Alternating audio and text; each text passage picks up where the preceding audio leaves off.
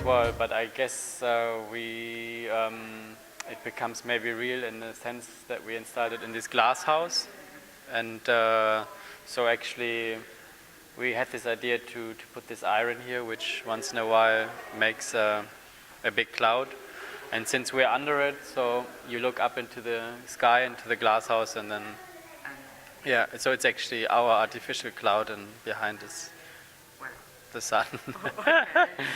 But I guess also because there is the work of Ettore, so, and that we are kind of, I guess, obscuring slightly when you come in.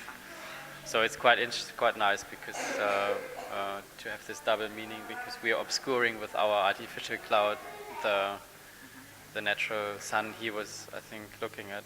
That's my interpretation.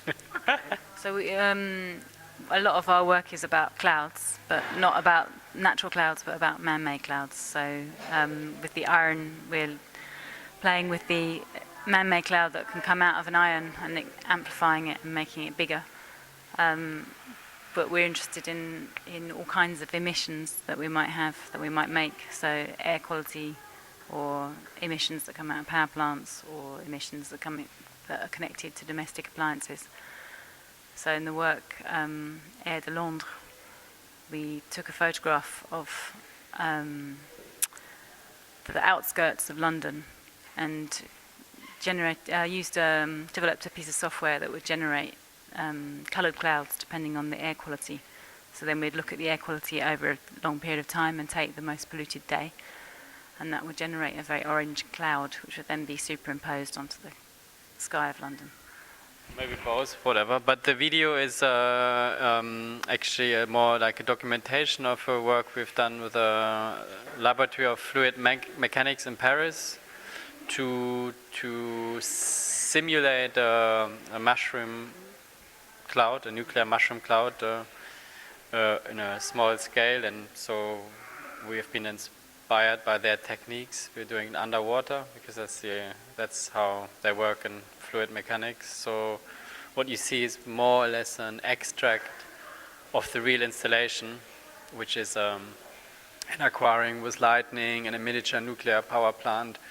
So it's a kind of, yeah, like an edited video to give more like a cinematic impression of this installation, and with the sound and everything. So that's another example where again, man-made clouds, and it's obviously very symbolic cloud, the cloud of a nuclear power plant, the emissions, and we have superimposed the emissions, our imagination of the emissions of a nuclear power plant with a mushroom cloud, or the cloud you have when there's a nuclear explosion.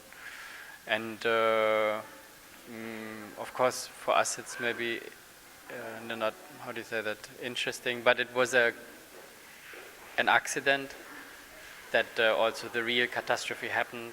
We started the work in 2009, so it takes quite a long time.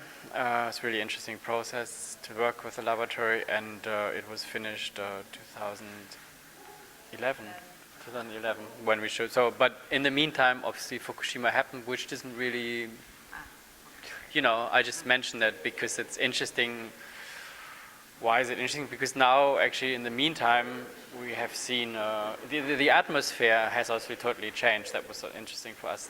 Literally, the atmosphere before there was a quite an ambiguous atmosphere. Many people even were thinking nuclear power is actually ecological.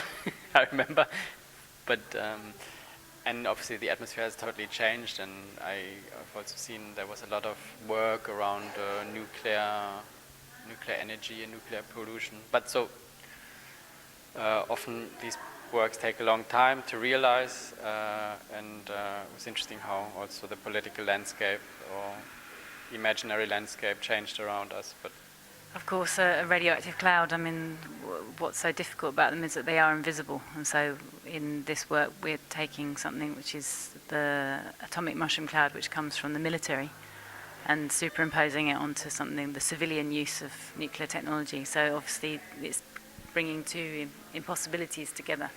but in our imaginations, obviously, it makes quite a powerful image.